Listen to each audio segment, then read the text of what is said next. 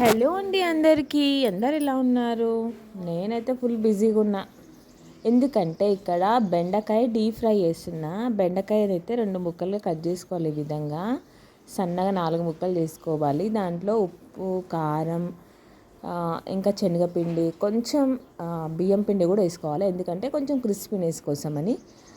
పసుపు, ఉప్పు, కారం, కొంచెం అల్లం వెల్లిగడ్డ పేస్ట్ వేసుకోవాలి. ఇంకా కలమాక్ అనేది మన ఆప్షన్, వేసుకుంటే వేసుకోవచ్చు లేకపోతే లేదు.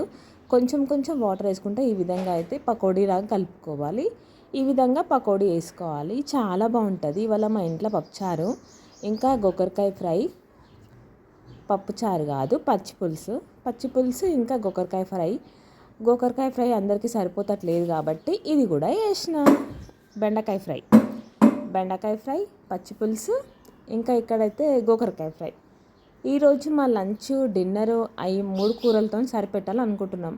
ఇంకా రాత్రి వరకు ఇంకేందో ఏమో తెలియదు. ఇక్కడ అయితే చింతపండు కొట్టడానికి అయితే చింతపండు తీసింది మా అత్తమ్మ. అది కూడా వీడియో తీసింది మా బంగారి. ఇంకా ఇక్కడ పెరుగు కూడా అనమాట మా లంచ్లోకి. అవన్నీ ఇది డీప్ ఫ్రై చేసిన తర్వాత ఇది నెక్స్ట్ ఇక్కడ వేసేసిన. మీరు లంచ్లోకి ఏం చేసుకున్నారు?